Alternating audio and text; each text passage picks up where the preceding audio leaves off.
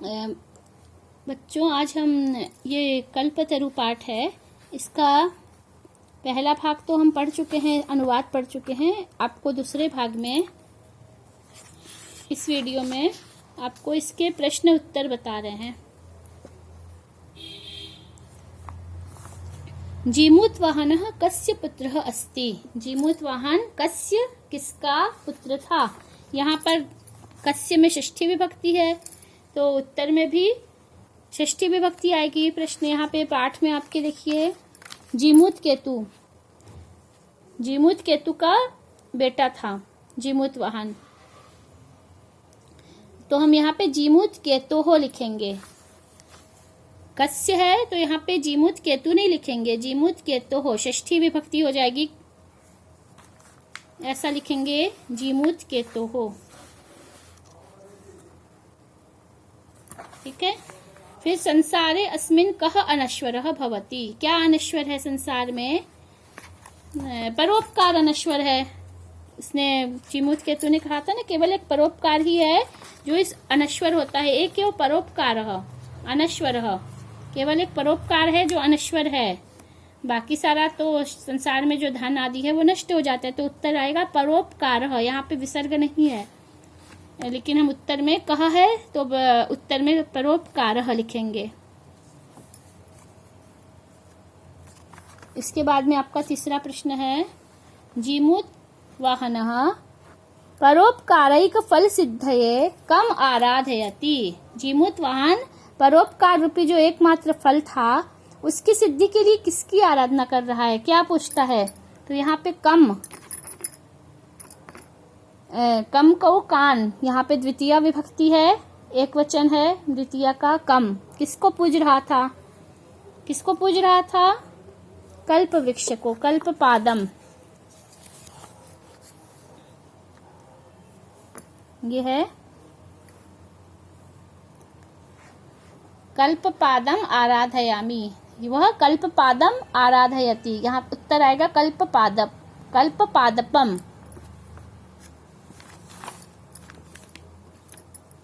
कल्प पादपम, कल्प वृक्ष को, कल्प पादप, पादप वृक्ष का पर्यायवाची शब्द है तरु, पादप। जीमूतवाहनस्य सर्वभूतानुकंपया सर्वत्र किम प्रथितम। क्या फैल गया था? क्या फैला था? प्रथित मतलब फैलना। क्या फैल गया था? यशः प्रथितम, सर्वत्र यश फैला हुआ था जीमूतवाहन का। यशः प्रथितम, उत्तर आएगा यशः। इसके बाद हमारा प्रश्न है, कल्पतरुः भुवि कानि अवर्षत्। पृथ्वी पर उसने क्या गिराया? बहुत, कानि में बहुवचन है, तो उत्तर में भी वसूनि, वसूनि अवर्षत्, धन गिराया। तो यहाँ पे एक पद में उत्तर देना है तो हमको केवल वसूनि लिखना है, वसूनि, धन को।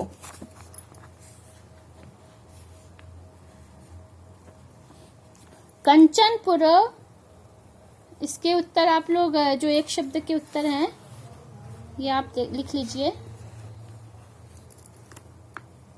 जीमूत केतुः परोपकारः कल्पपादम यशः वसूनि।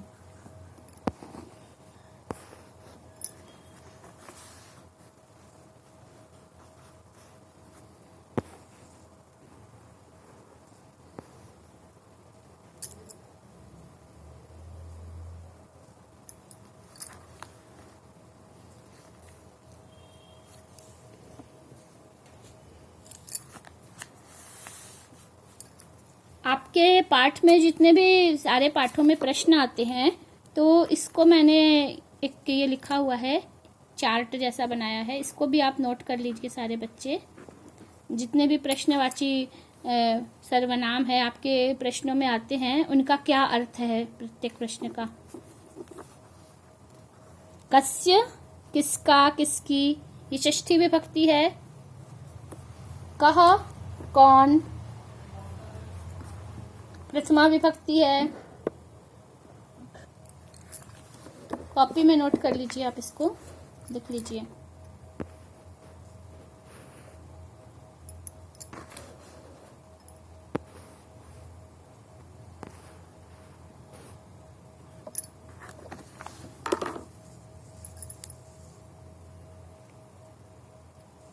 किम क्या, कुत्र कहाँ, कानि किसको, कीदृशः कैसा, कति कितना, किमर्थम किस लिए, ये का कौन, ये प्रथमा विभक्ति है का में भी, लेकिन ये जो कह है ये पुल्लिंग है और का में स्त्रीलिंग है। कथम कैसे, काम किसको, बहुत जरूरी है ये लिखना। इससे आपको क्या होगा कि जितने भी प्रश्न हैं वो समझ में आ जाएंगे कि प्रश्न में क्या पूछा गया है। ये सर्वनाम शब्दों के अर्थ आपको मालूम रहेंगे तो आप प्रश्न को अच्छी तरह से समझ सकेंगे। और आपको अगर पाठ की कहानी मालूम है सारे तो उत्तर खुद भी लिख सकते हैं। ये लिखना हो गया होगा मेरे ख्याल से।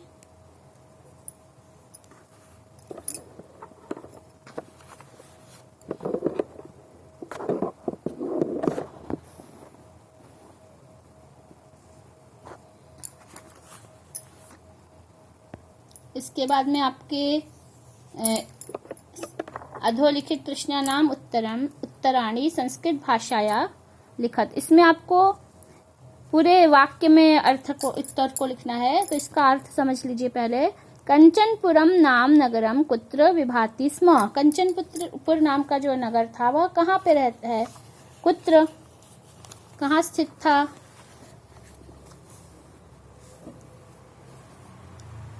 हिमालय पर्वत पर था। तो हिमालयस्य सानोः उपरि, यहाँ हिमालयस्य करेंगे, हिमालयस्य सानोः उपरि कंचनपुरम नाम नगरम विभाति।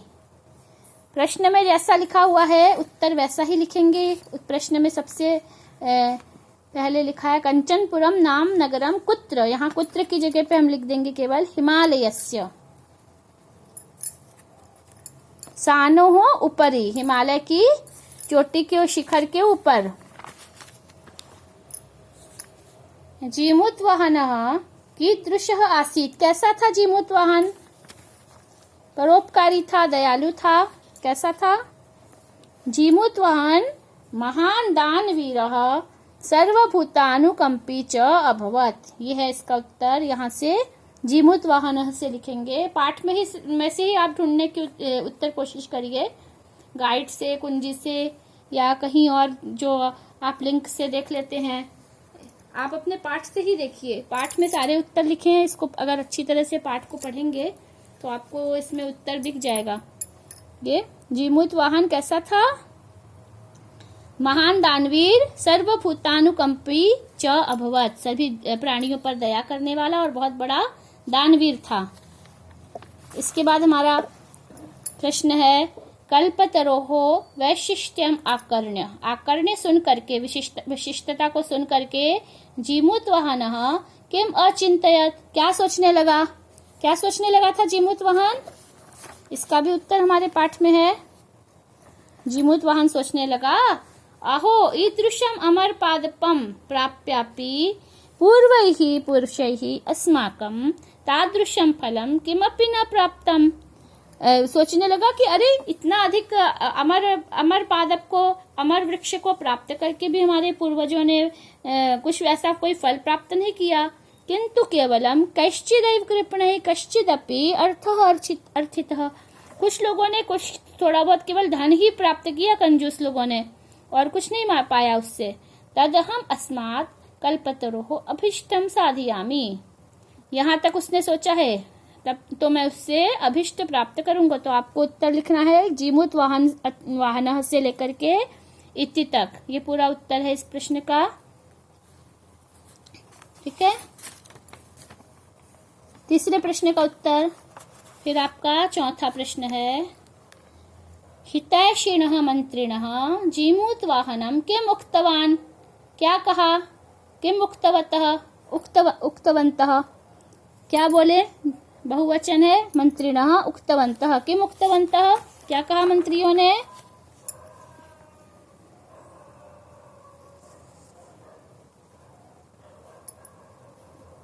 ये है, मंत्रियों ने कहा उससे, युवराज योऽयं सर्वकामदः कल्पतरुः तव उद्याने तिष्ठति स तव सदा पूज्यः। अस्मिन् अनुकूले स्थिते सति शक्रो अपि अस्मान् काचितुं बाधितुं न शक्नुयात्। उन्होंने कहा कि ये जो युवराज, ये जो सभी कामनाओं को देने वाला कल्प वृक्ष हमारे उद्यान में, तुम्हारे उद्यान में, तव उद्याने, तुम्हारे उद्यान में स्थित है, वह तुम्हारा बहुत ही अधिक पूजनीय है। तव आपका, तुम्हारा, और इसके अनुकूल होने पर शक्र, इंद्र का पर्यायवाची शब्द है ये, इंद्र भी हमको कोई बाधा नहीं पहुंचा सकता, कोई नुकसान नहीं कर सकता है। तो हितैषिणः मंत्री, यहाँ से हितैषिणः पितृमंत्रिणः यौ राज्य स्थितम तम जीमूत वाहनम उक्तवन्तः, यहाँ से लेकर के हमारा शक्नुयात इति, यहाँ तक उत्तर हो जाएगा इस प्रश्न का। फिर हमारा 5वां प्रश्न है, जीमूत वाहनः कल्पतरुम उपगम्य किम उवाच। किम, अभी आप लोगों को सारे सर्वनाम शब्द लिखवा दिए थे। किम क्या, नपुंसक लिंग है किम। क्या वो क्या कहा कल्पतरु के पास पहुंच करके? यह है जीमूतवाहनः कल्पतरुम उपगम्य उवाच देव त्वया अस्मत् पूर्वेषाम् अभीष्टः कामः पूरितः। उन्होंने बोला, हे देव, तुम्हारी अस्मत् पूर्वेशाम, इससे पूर्व के लोगों ने, हमारे पूर्वजों ने, अभिष्ट कामों को तुमने उनका पूर्ण किया था, तुम्हारे द्वारा पूरा किया गया था। यहाँ त्वया में तृतीया विभक्ति है, आपके द्वारा पूरा किया गया था। तन ममैकम कामम पूरा है, इसलिए मेरी भी कामना को, मनोकामना को पूरा करो। यथा पृथ्वीम अदरिद्रम, जिससे कि मैं सारी पृथ्वी को अदरिद्रम पश्यामि, तथा देवम करोतु इति। क्या कहा कि ऐसा कुछ करिए कि मैं सारी पृथ्वी को दरिद्रता से रहित देख सकूं। यहाँ तक है पूरा जीमूत वाहन से लेकर के आपको इति तक। ये उत्तर है इसका, पूरा उतार लीजिएगा अपनी पुस्तक से, नहीं होगी तो अभी देख करके लिख लीजिए।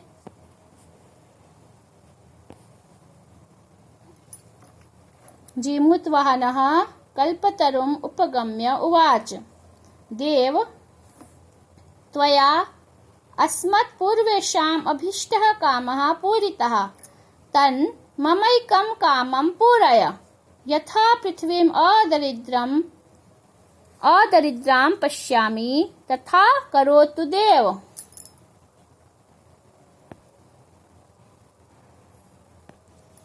इसके बाद में हमारा तीसरा प्रश्न है, अधोलिखित वाक्येषु स्थूल पदानि कस्मै प्रयुक्तानि। जो स्थूल है मतलब जो थोड़े मोटे लिखे गए हैं वाक्य शब्द पद, वो किसके लिए प्रयुक्त किए गए हैं? यहाँ पे देखो तस्य है, तस्य किसके लिए कहा गया है, किसके लिए प्रयुक्त किया गया है? तस्य सानोपरि विभाति कांचनपुरम नाम नगरम। तस्य किसके लिए कहा गया है? हिमालय के लिए, है ना। तो किसके लिए प्रयुक्त किया गया? कस्मै प्रयुक्तम, किसके लिए उपयुक्त किया गया? हिमालय के लिए। ठीक है, तो हम यहाँ पे हिमालय के लिए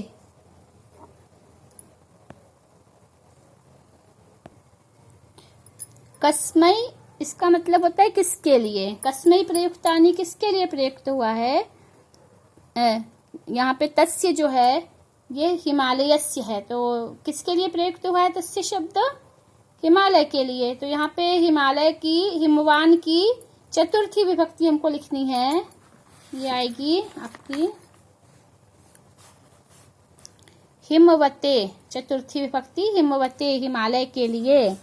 हिमवते का अर्थ होता है हिमालय के लिए।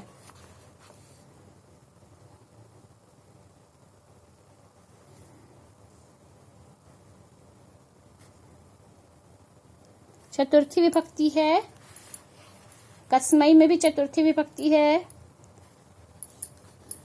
किम शब्द है इसका चतुर्थी विभक्ति है। इसके बाद में है राजा संप्राप्त यौवनम तम यौवराज्यम अभिषिक्तवान। तम किसको? तम यहाँ पे किसके लिए प्रयुक्त किया गया है? जीमूत वाहन के लिए। तो हमको जीमूत वाहन के लिए इसकी चतुर्थी विभक्ति लिखनी है। तम की जीमूत वाहन की चतुर्थी विभक्ति हो जाएगी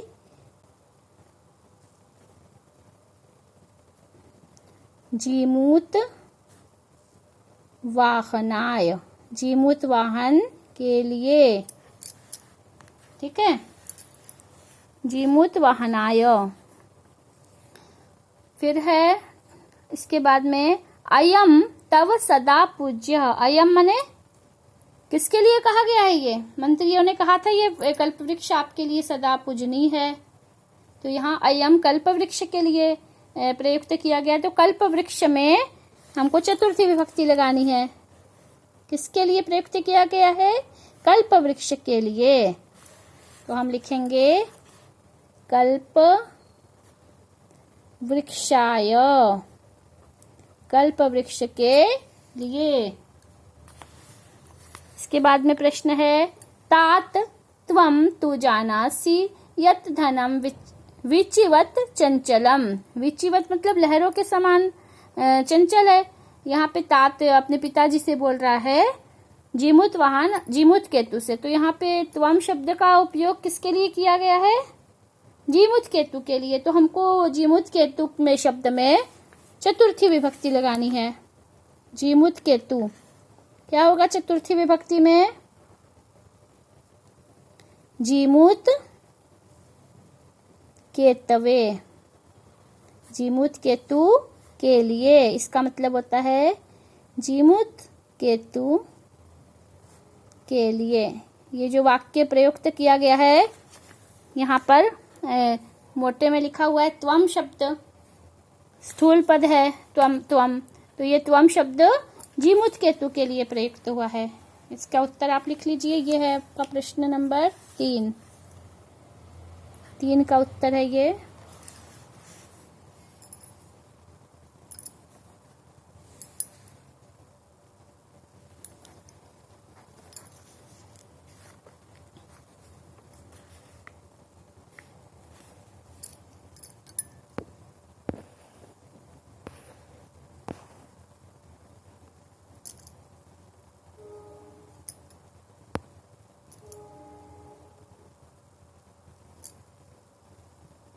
इसके बाद में हम आते हैं आपके आगे के प्रश्न में। चौथा प्रश्न है, बहुत ही सरल है ये, तो आपको सबको बन जाएगा। पर्यायवाची शब्द लिखना है पर्वत का, लेकिन हमको इसी पाठ से चित्वा, पाठात चित्वा लिखत, पाठ से ही लिखना है छाट करके, चित्वा छाट करके चुन करके। तो हमारा जो पहला शब्द है पर्वत, यहाँ पे पर्वत के लिए क्या शब्द आया है? नगेंद्र। पर्वत का पर्यायवाची इस पाठ में नगेंद्र आया है, तो हमको लिखना है नगेंद्र। इसके अतिरिक्त आप 1-2 शब्द और लिख लीजिए पर्यायवाची, आपका नॉलेज बढ़ेगा। पर्वत के लिए और क्या होता है? नग भी बोलते हैं पर्वत को, गिरी भी बोलते हैं,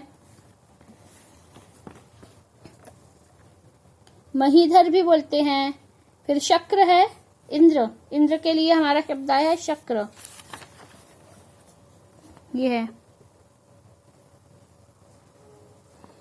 शक्र, शक्र इंद्र को बोलते हैं। इस पाठ में इंद्र के लिए पर्यायवाची शब्द आया शक्र।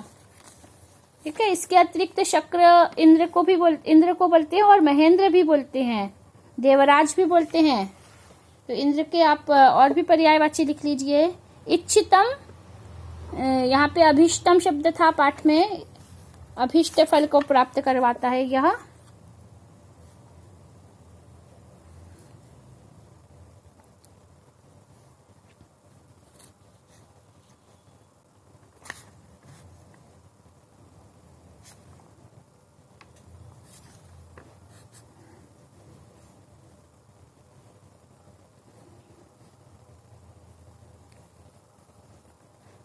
यहाँ पे कल्पतरोह अभिष्टम साधयामि, यहाँ पे अभिष्ट शब्द है। अभिष्ट के लिए यहाँ पर पर्यायवाची आया था इच्छित।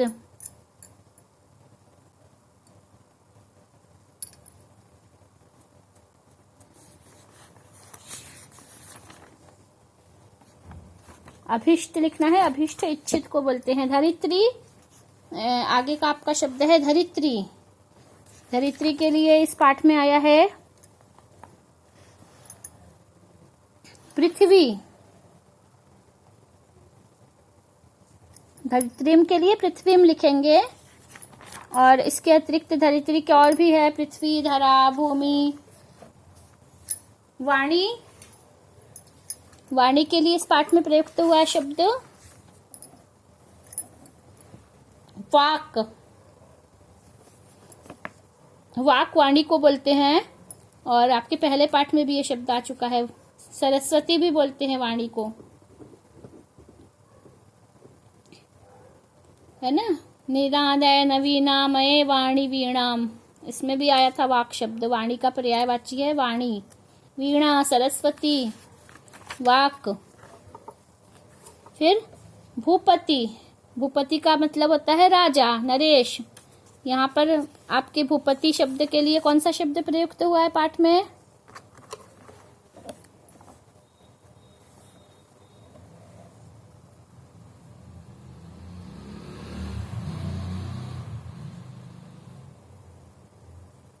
राजा, है ना। राजा है भूपति का पर्यायवाची शब्द इस पाठ में। तो राजा लिखना है हमको, पाठ में से छाट के लिखना है। तो राजा शब्द इसका पर्यायवाची है। इसके अतिरिक्त और भी हम बहुत सारे शब्द हैं। नरेश भी बोलते हैं भूपति को। और भी बहुत सारे शब्द हैं। धनम, यहाँ पर धनम के लिए वसु है। वसुम, वसुनी अवर्षत। वसु मतलब धन। वसु का अर्थ होता है धन। तो यहाँ पे धन के लिए हमारा वसु शब्द आया है। धनम लिखा है तो वसुम लिखेंगे, वसुनी नहीं लिखेंगे। वसुनी बहुवचन में है, हमको लिखना है एक वचन में। धनम वसुम। वसुम में व, फिर स में छोटे ऊ की मात्रा वसुम। और अर्थम, अर्थम भी बोलते हैं धन को। फिर है समीपम। समीपम के लिए कौन सा शब्द आया है?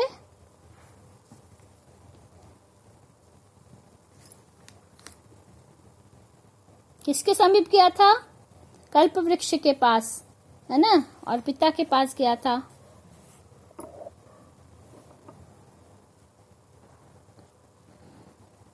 यहाँ पे